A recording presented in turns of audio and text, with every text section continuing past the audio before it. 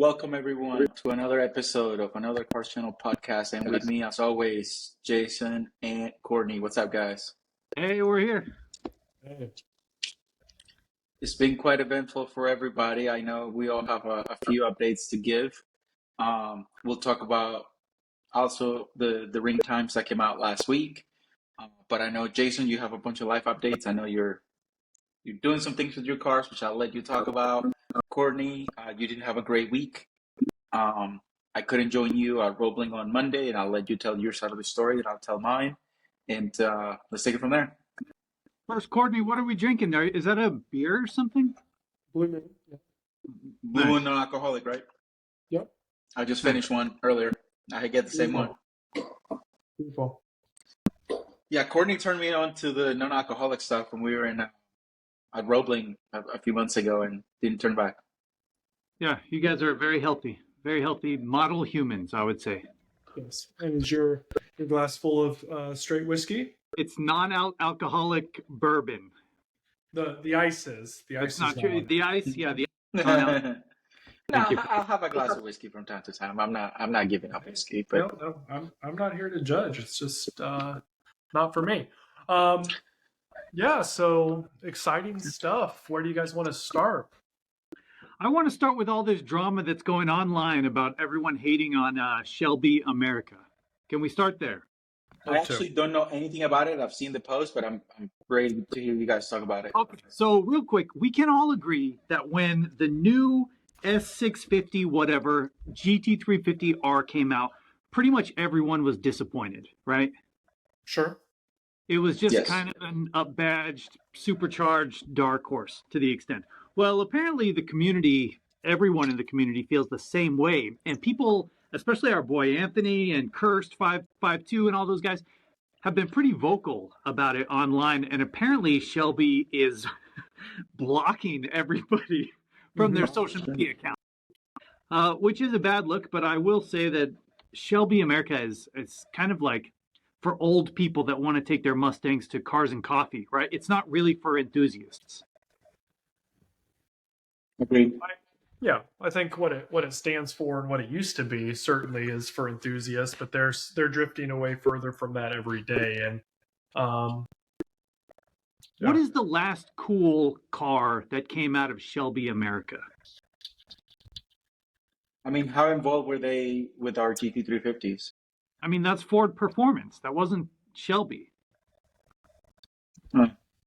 So I don't know, but nobody cares about the KR Mustang 500 from 2014 or whatever that is, right? I mean, nobody really cares about that car except for an 80-year-old man who, like I said, wants to take their red car with white stripes to Cars and Coffee with their bulged leather seats and shit. Nobody cares about that, right? Yeah, I don't think. I mean, we're in kind of a niche group of people who track their cars. I have a feeling that guys who the drag race community may care about the 13, 14 GT500s a lot more. True. We just don't put them around a circle track, and I know those are badass drag cars. So, but I don't even know if Shelby had anything to do with that, or if that was for performance. So. I think those were legit Shelby cars. And those were cool, I suppose, until the Hellcat came out. And then they became pretty quick. The 0304 Cobra, that was SVT, right? Those are arguably cool, but they didn't have anything to do with Shelby, from my understanding.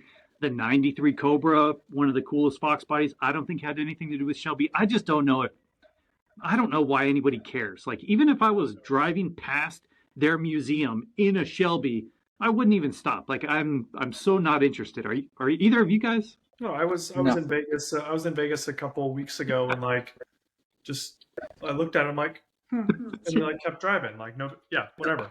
Yeah.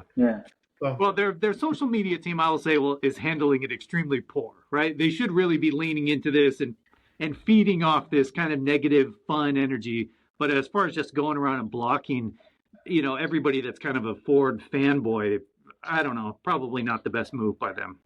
yeah.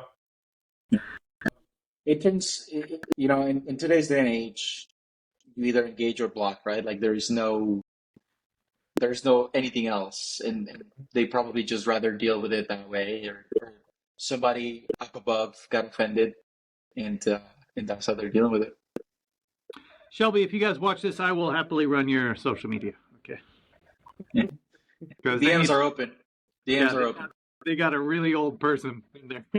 I'm surprised they even have the login password for that account. Yeah. Anyway. Yeah. Okay, not important, but that's pretty relevant in our world, so we can move on from that. Yeah. So the very next one, before we get into the personal stuff, I will say this. Let's talk about the ring times real quick before we lose our spark. And the biggest contention of debate in the Corvette groups is the drivers, because Chevy not only went across through a lot of lengths to make sure it was their team who set the lap times, but even in their promo, it's like, these are people in our payroll. This is not, you're saying, like, they were kind of making it a point.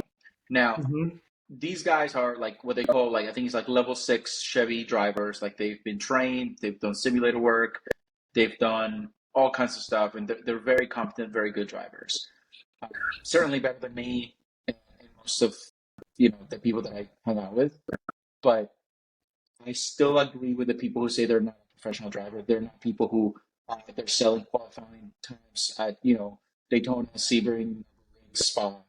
Like those are, like, if you want somebody in their ragged edge to see what the car can do. Not to say that those guys weren't trying, but again, somebody who's been told by their team, bring it on pole or bring it on a truck type of scenario. So I think the cars could have a little more in it. I know some people have tried to do some videos to try to see, like, oh, could have been quicker, could have been that. From my perspective, even in some of the lap time and some of the onboard footage, it looked like they were letting the car shift versus them controlling the shifts themselves. Is there performance to be gained from that? I personally think so. Like, when I've done laps with my car shifting itself versus me shifting it, it's a big difference. So I don't know.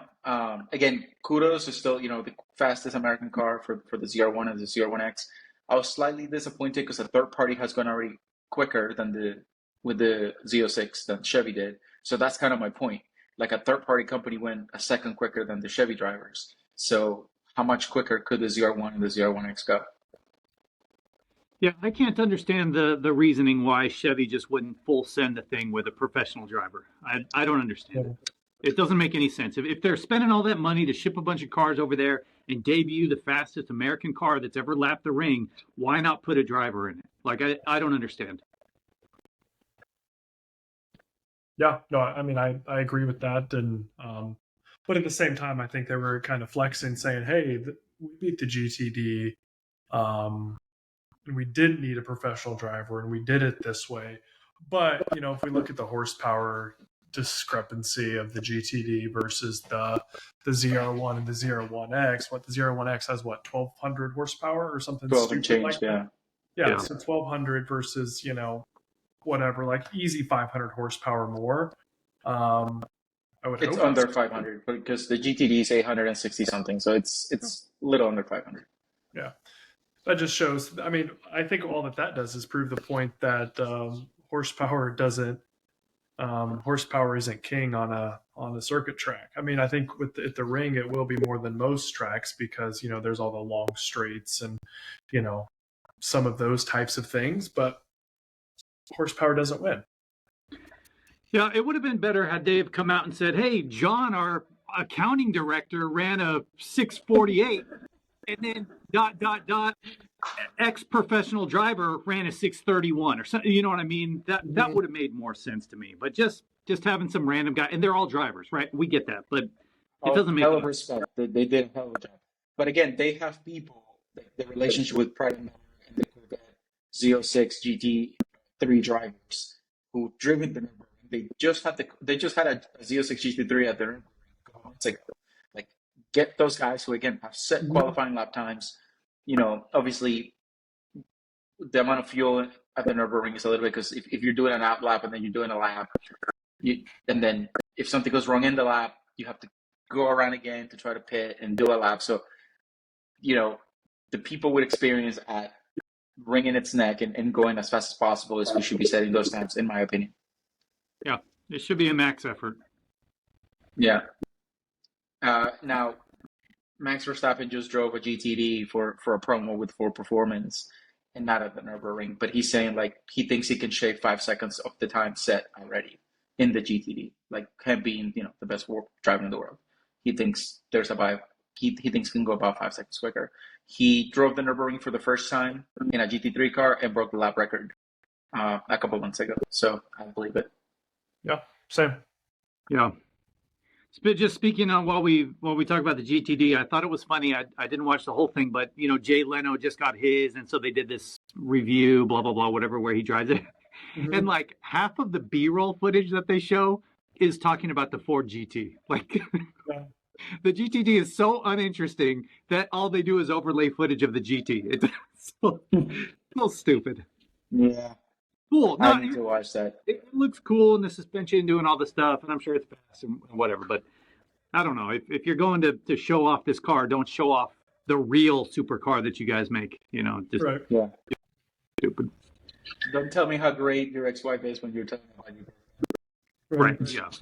Yeah. Exactly. About your wife showing me pictures of your girlfriend. Yeah. Thank you. Now let's we're in the Ford subject. I guess we'll go to Courtney next. For some time now, Courtney and I had this track day planned at Roebling, and I had some family matters and I couldn't go. And I got a call from Courtney at about 12 o'clock that day because the track was so hot that the guy from the track said, "Hey guys, why don't you just do a half day? We'll give you a discount." And Courtney, you can talk about that. So my phone rings, and I've been dealing with my personal matter, and I'm like, "Oh shit!" So I pick up the phone. I'm like, "Hey buddy, how did it go?" And the first words out of his mouth were terrible. Take it from there. Yeah. So we had it was Monday, July 28th. First big boy track day after getting my car back, which, if you're watching this, you remember going back several episodes where car had been down for almost a year and just pain in the ass, right? But what transpired this day is we had a half day track day because it was like heat advisory, whatever. They said, "Hey, we'll cut a little off. We won't charge you for extra, the extra cars over the 10, and we'll give you the garages for free," and stuff like that. So Roebling Road was nice to me. And it was hot and tires are greasy. And it wasn't a great time. Nobody was setting killer laps, but I was running 116s, and that's relatively, yeah, it's relatively quick out there. But I was on the second to last session. It was like 10:45 in the morning. Temps were up in the 90s, but not stupid hot yet. And I'm just coming around turn 7. I looked down at my temp gauge. My oil was at 260, 265. My cylinder heads were at 210 or something. So hot, but not like, red warning light hot. So I'm like, all right, after this, I'm gonna I was running a pretty good lap. I'm like, after I hit the start finish and clock a good lap, I'll do my cool down and then come in. Well, I didn't make it quite that far. The car dash flashed red and then kind of started smoking, so I shut it off real quick and coasted to a stop. And then I'm sitting there. I was right in front of a flag tower, thank goodness. And I see smoke just like billowing out of the back. I was like, oh crap, I'm on fire. So I get out with my handy dandy fire extinguisher, ready to do that, ready to start spraying. And the smoke was kind of hit and miss, and then I saw a fire truck pulling up, so I didn't start spraying anything.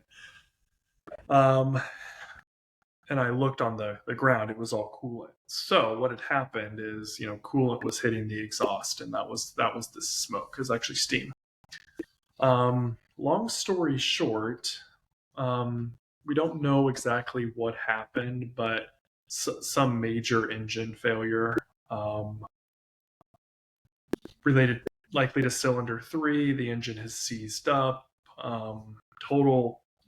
Total carnage. Like our friend John, pulled the engine out to send back to RPG, the engine builder, and he was dumping coolant out of the intake and like just water and coolant in places there shouldn't be, that just shows, and the spark plug in cylinder 3 was completely bent over. So there's definite carnage here that I'm really interested to see what happened. But with that said, kind of figuring out plans now of, hey, what do I do now? Because this car is just, I think it's cursed for me. So trying to get out of it the best way I can, and we'll see what happens. But realistically, moving towards a GT4 race car from Core Motorsports and figuring out something for a different daily driver in the meantime. So that's the status. But yeah, man, I mean, I'll say it loud and proud. I have used to defend GT350s, but I'm off that camp now. I think I'm very convinced the VooDoo is a gimmick and not a strong engine if you're planning on tracking your car. So if anybody's watching this planning on tracking their VooDoo, trade it in while you still can, is my very strong advice. I will overlay videos of the engine having come out of the car and the intake pouring out of the intake manifold in several different places. When John pulled the drain plug from the oil pan, coolant poured out for about 3 to 4 seconds before any oil came out. Granted, it's lighter than oil, so it'll go to the bottom of the oil pan, but it wasn't pretty. It was quite bad. And yeah, listen, I mean, we've all owned them. Jason's owned 2 of them. I think it's kind of crazy if you ask me. But I think the gimmick word is the right word. It sounds amazing. Like the sound that car makes when I was at Daytona on the banking, amazing. Mm-hmm. Outside of that, I mean, granted, it's a good chassis, it's pretty good balance out of the factory, but they just love to pop. And I mean, your rebuild had what, under 1,000 miles, under 700 miles? Oh yeah, like 750 miles, yeah. Oh. And so you've done a couple of track days at the firm, and those were in stellar, like those, small little things that went wrong here and there. You had to be total at Daytona, and not this. Like it's just not happening for you, is it? No. So we'll see what's next. But yeah, this car. GT350 for sale. GT350 are for sale. In the comments, Courtney will give you a good deal. The engine may or may not be covered by RPG. I mean, it sounds like it was build failure or part failure. I don't think Courtney did anything wrong. He paid for a stage 2, whatever it was, whatever they call it, build. Mm-hmm. It was meant to handle it, and it didn't. So we'll see. Yeah. Sorry, buddy. I know you had high hopes. Hey, so I guess I have a question. So the engine that they put in, it was built from like the bottom to the top, like the heads and everything, or was it factory heads or? I'd have to look at the build sheet to see exactly what was replaced, but I know it was a brand new core from Ford. Yeah, I remember that. A brand new block. I know they reused the crank, like new head bolts, like all the goodies, like oil pump gears and like all the stuff. I can send you the build sheet, Jason. But no, it was their stage 2 in a track build. Yeah, very much for this. I would assume that they reworked the heads, but if not, I mean, all of us have blown engines in GT350s, but all of us have blown Gen 1. Bottom ends. Yeah, Gen 1 bottom ends, yeah. And so I'm not sure, Courtney, if your engine is the build would have already fixed the Gen 1 issues, or if it was just extra parts thrown on the Gen 1. We haven't blown a Gen 2 VooDoo, so I want to be clear on that. Like, I actually don't even know anybody who's blown a Gen 2 VooDoo. I do, but I'm pretty sure the core you would get from Ford, because it was a brand new core from Ford, it would be a Gen 2. Yeah, I don't know. If it's a short block or long block, I don't know I don't know. Yeah, no, it was a short block. But again, right? Yeah, just bottom end. Yeah. Yeah. So I wonder if they reused the Gen 1 head and that I don't know. But yeah. That's all. We do know that in cylinder 3, the piston hit the spark plug in the valve, and there was a bit of a kaboom in there. So once it gets to RPG, they open it up, they'll tell us what happened. Yeah, cool. Well, they'll tell Courtney, and Courtney will tell us. I don't speak to RPG here. we might need to get you involved. But yeah, so that's right.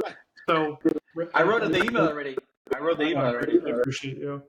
No, I've been very excited about the prospect of a Ford Mustang GT4, and my little paddle shift days are getting closer than they were before. So this ain't a bad thing as long as I can kind of wash my hands financially on this and not totally get my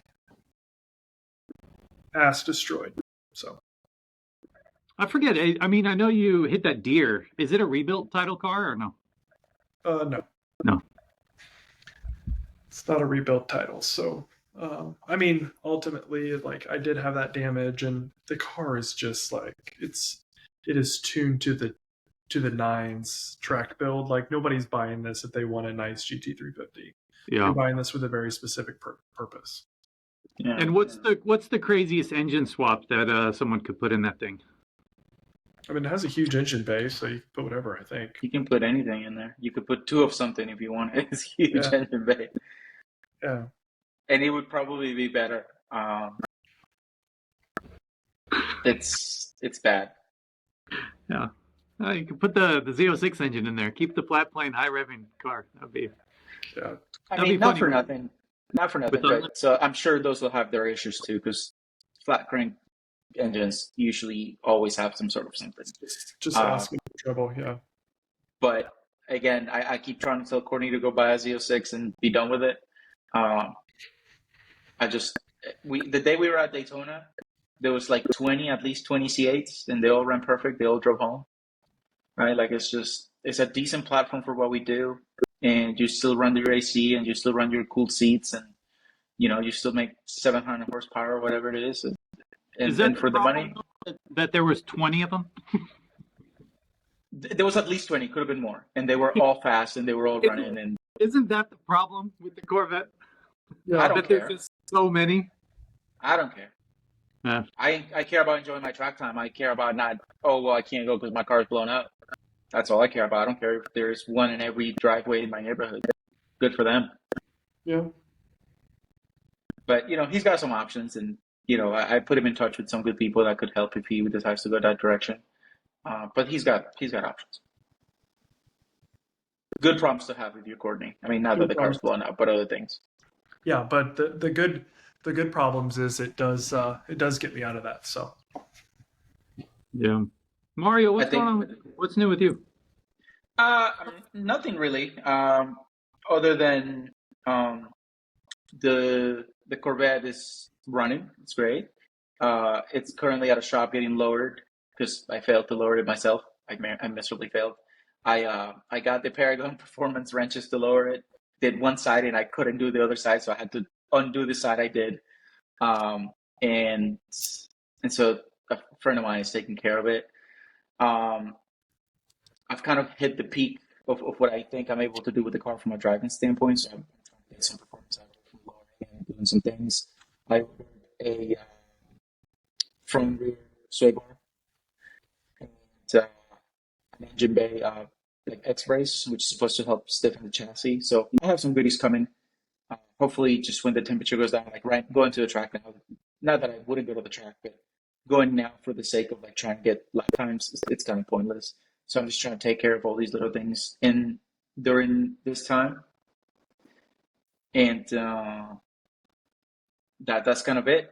Just doing a little bit of simulated work, trying to stay sharp, and that's it. Really, I don't have too much going on. Just getting the car set up and dialed in, and hopefully I can be a little bit quicker. So what else? You still have the M3? Yeah. I've been daily driving the M3. It just crossed 181,000 miles today. Yeah, nice. Yeah. It's good old reliable. AC is cold. Drives great. It makes its noises for a 20-year-old car, but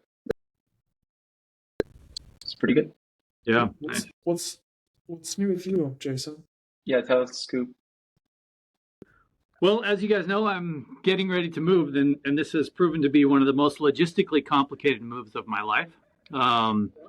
Something about the military, they move you every 3 years, and the more routes and stuff you acquire and everything, it just gets harder and harder and harder. So I'm just taking it day by day. just trying to check off all these boxes. You know, there's a lot of visa work, a lot of passport work, you know, not only for myself, but for my wife and my son. You know, we have to have 2 different passports and different visa applications and all this stuff. So that's obviously taking a bunch of energy. You know, the house is sold, we're under contract, but it's looking like it's going to sell. So I'm not too concerned about it. We should be closing the end of the month. I have taken the Alfa Romeo to sell on consignment at GW Trucks. So if anyone out there wants to buy an extremely low mile, pretty dialed in Alfa Romeo 4C, it is at GW Trucks under consignment. So they can help you out with financing and shipping or whatever if you wanted to. I haven't really made it to public or whatever, but it's out there now. And still kind of figuring out what's going on with everything else. You know, I know we're short on time. We did buy another vehicle. We actually bought 2 other vehicles, but we can talk about that next time because neither one of them are that exciting. But I still got the Honda S2000. I did pull it out of the garage today, and then it started to rain, so it went right back in. But I almost drove it. So that's a true story. We can talk about a few more minutes, guys. We can talk about your tell us about this new car. Well, you guys know what happened to the Rivian. I still got the Rivian. Rivian's right here. Okay. Yeah, you didn't say that. Nothing is wrong with the Rivian. The Rivian is perfect. It's great. It's fantastic daily driver, do everything truck. And I'm going to be putting that truck through its paces very soon because not only did we buy a BMW i3, which is crazy, and you guys can watch my YouTube video if you want to know exactly why, but it had some logistics as far as getting something to Italy. And that's turned into ordering like step-down transformers and different connectors from type 1 to type 2, different rate charging drama. But I think that we're dialed in. I'd say like 80% success rate that we're going to be able to ship the car over there and it's going to work. 80%, maybe a little bit more. I talked to a bunch of companies that sell like EV adapters and different cables, and I think I got everything I need. But it's been pretty much a hassle. And let me tell you, so I got this step-down transformer to go from 220 to 110 because we're 110. Europe is 220. Dude, this thing weighs this is a brick of electronics that probably weighs like 60 pounds. This is a no joke thing. Anyways, hopefully it works. So we're, dealing with that. And then, okay, so the other vehicle that I just bought, I'll call it a vehicle. It's got axles and wheels and stuff. I guess I can call it a vehicle. So I don't know if everyone knows this, but I am going somewhere else en route to Italy. So I am making a small 9-month stay at this like advanced military training school. And what I've decided to do is ambitious, but I'm going to be living in a trailer. So I bought a trailer. I bought a Grey Wolf 27RR toy hauler, and me and the dogs, we're taking the Rivian. It's a pretty heavy trailer. I think there's going to be a lot of drama getting this thing to Virginia Beach. That's where I'm going for 9 months. And then I'll either keep it or sell it, or I'm not really sure exactly what I'll do with it. But bought a toy hauler. I'm going to be living out of it for 9 months. And that'll all be coming to the channel soon. It's very ambitious. I've never towed anything quite like this before. I don't really know how the Rivian is going to do. I think it should be fine. I'm expecting to charge like every 75 miles. I'm still figuring out. It'll take you 2 months to get up there. I'm still figuring out like my waistlines, and I got to get a water pressure regulator, and I got to get like 50 to 30 amp. There's a lot of stuff I got to do still. I got the trailer. I've paid for it, but I haven't picked it up. So I don't think my neighborhood would like it if I just let it sit in my street for a month. So maybe in like 2 weeks, I'll pick the thing up. I might do like a shakedown camp or something. I'm not sure, actually. It's pretty ambitious. I'm a little bit stressed out about it. But I think there's potential for it to be a fun adventure if it works. But that's real quick before we go, let me ask you this: why did you decide to do that versus like renting up an apartment or a small house? That, Mario, is a great question. Now you'll remember when I said that it's going to be me and the dogs, right? Yeah. Because I wasn't going to send Andrea to Italy with a 2-year-old and 2 dogs, so we had to split the responsibilities. So I'm taking the 2 dogs. And what I don't want them to do is, okay, I need to be able to get home every 4, 5, 6 hours to hang out with them, let them out, feed them, blah, blah, blah, whatever. The closest I can possibly stay to where I am, where my training is on the RV park on base.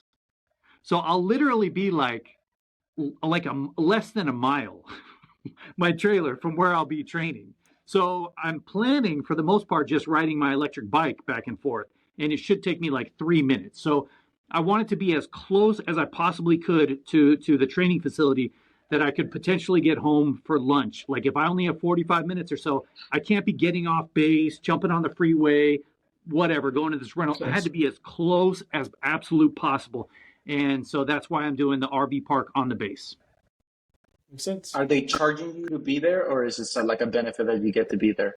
No, it's not free. I will be making out financially, I suppose. They obviously, I think it's like $30 a day or something. So $900 a month, something like that. They give you power, obviously, which is nice because I can also charge my truck there. Obviously water's included. There's Wi-Fi. There is a bathhouse with laundry and showers and stuff if I don't want to use my trailer. And I'll still be getting BAH, which is payment for housing, which is substantially more than what it costs to rent this campsite. It's substantially more to rent this campsite and pay a payment on a trailer, because I ended up financing it because I just didn't want to come out of that much cash. So now with a small trailer payment, I'm still ahead pretty much.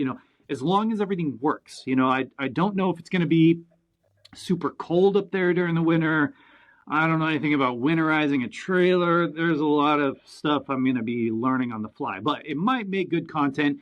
And I'm sure people will be interested to know like how the Rivian tows something that's going to be probably 7,500 pounds, 8,000 pounds, probably.